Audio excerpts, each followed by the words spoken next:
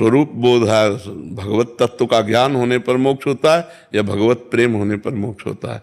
मोक्ष ऐसे खिलवाड़ थोड़ी। मुक्त होना, कर्म बंधन को भस्म कर देना, एक खिलवाड़ नहीं। तीर्थावगाहन, दान पुण्य, सत्कर्म, ये सब पुण्य के अंतर्गत आता है, शुभ कर्म के अंतर्गत आता है। लेकिन भगवत आराधना, साधना, योगाभ्यास, ध्यान, धारणा, समाधि या तत्व ज्ञान या भगवत प्रेम, ये मोक्ष पदवी का मार्ग होते हैं ना अलग अलग, वो ये मोक्ष की तरफ जाते हैं। पुण्य कर्म का फल होगा, आप स्वर्ग जाएंगे, बहुत ज्यादा पुण्य है, तप लोक, महालोक, जनलोक, ब्रह्म लोक तक जाएंगे, लेकिन आपका मोक्ष नहीं होगा, फिर आना पड़ेगा। ब्रह्म भुवनान लोकान पुनरावर्तिनो अर्जुन, जो यहाँ से लेकर ब्रह्म लोक तक है, आने जाने वाला है, ये मोक्ष का मार्ग नहीं है। आ ब्रह्म स्तंभ पर्यंतम सर्वम मायामयम जगत, तिनके से लेकर ब्रह्मलोक तक सब मायामय है। और मोक्ष होगा जब तिनके से लेकर ब्रह्मलोक तक सबका त्याग हो जाए, और वो भजन से होगा। इसलिए हम सबसे प्रार्थना करते रहते हैं कि पापाचरण का त्याग करो, मांस मत खाओ, मदिरा मत पियो, पराई स्त्री से व्यभिचार मत करो, जुआ मत खेलो, खूब नाम जप करो। पहले यहाँ से शुरुआत करो, असत कर्मों का त्याग और भजन।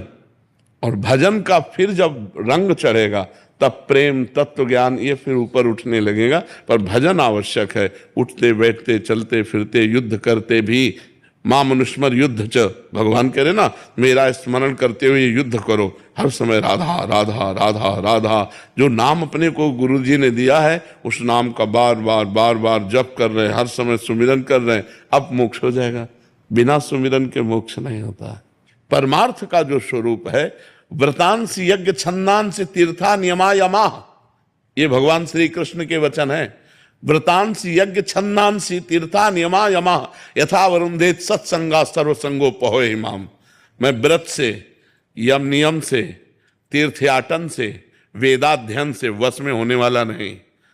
जब साधु संग के द्वारा मेरा सब संगों का त्याग करा के मेरा निरंतर भजन होता है, तब मैं बस में होने वाला हूं। मिलहि न रघुपति बिनु अनुरागा, किए कोटि तप जोग विरागा। भगवान कण कण में वास करते हैं, लेकिन प्रकट कैसे होते हैं?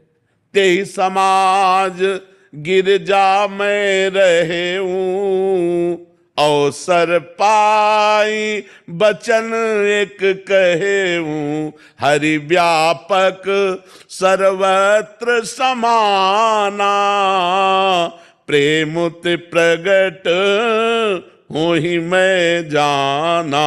भगवान का प्रेम अस्त्र बह रहे हैं, नाम से परम पवित्र अकल्मषः, वो निष्पाप हो चुका है, संकल्प रहित हो चुका है, ब्रह्मभूत हो गया।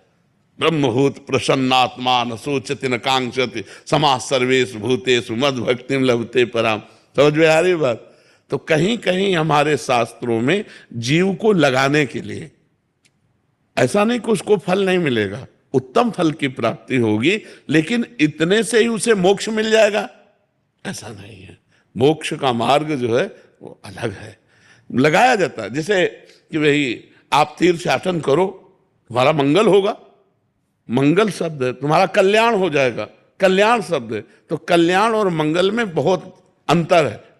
और मोक्ष ये सबसे अलग बात है, और प्रेम से लीलाओं में प्रवेश ये और अलग बात है।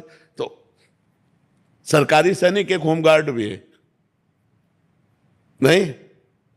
सरकारी सैनिक एक आप भी हैं, और एक कमांडो भी है। लेवल ऐसे एक कल्याण और मंगल के एक लेवल है। जो मोक्ष है वो आखिरी लेवल है, वो उसके आगे फिर वहां पूर्णता है। आनंद का समुद्र ही समुद्र, जहां दुख का किंचन मात्र लेश नहीं, आत्यंतिक महासुख। अब उसके लिए साधना है, तीनों लोकों से वैराग्य, तीनों शरीरों से वैराग्य। स्थूल जगत, स्थूल शरीर, सूक्ष्म शरीर स्वर्गलोक, कारण शरीर ब्रह्मलोक, इधर तीन और इधर बाहर तीन, बाहर और भीतर तीनों से जो वैरागी वो मोक्ष का अधिकारी होता है। कितना कठिन है, जब तक गुरु न मिलेगा और साधना नहीं बताएगा तब तक कैसे प्राप्त हो जाएगा? तो ये लेवल है। जैसे छोटी छोटी कथाएं हैं, अमुक कथा, उससे उसका मंगल हुआ, उसका कल्याण हुआ, वो साधारण लौकिक। मोक्ष नहीं, मोक्ष तो एक अलग पदवी है, मोक्ष तो अलग एक अलग बात है। साधु महात्मा संत जन जो रात दिन साधना में लगे हुए हैं, फिर भी संशय होगा कि नहीं, फिर भी संशय होगा कि नहीं। तो ये अगर वो सही मार्ग मिल जाए, जीव अविनाशी है और उस अविनाशी का इस जड़ शरीर से कभी बंधन हुआ ही नहीं। अब उसने भूल से पकड़ रखा है, अब इस पकड़े को बंधन कहा जाता है। अगर वो छोड़ दे तो वो मुक्त था, मुक्त है, मुक्त रहेगा। उसने पकड़ रखा, मैं पुरुष हूं, ये पकड़ना है, मैं स्त्री हूं, मैं अमुक हूं, मैं इसी मैं को जो साधना के द्वारा गलित कर दे, उसी को मोक्ष कहा गया है। क्योंकि जो हम हैं का मतलब ये शरीर नहीं, हम है का मतलब मन नहीं, हम है का मतलब बुद्धि नहीं। जो हम अविनाशी हैं इसी में कहीं। जैसे आप प्रवीण हो, लेकिन कै साल के हो, शरीर कै साल का है? 47। 47 वर्ष में एक सेकंड भी आप अपने से नहीं मिले।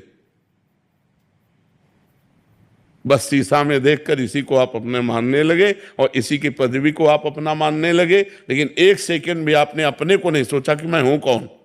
47 वर्ष हो गए 3.5 हाथ के घर में रहते हुए, और 47 सेकंड आप अपने में नहीं बैठे कि मैं कौन हूं। अगर बैठ जाओ तो मुक्त हो गए। बस उसी का ज्ञान है, सारा का सारा ज्ञान उसी का ज्ञान है। समझ पा रहे हो आप ना?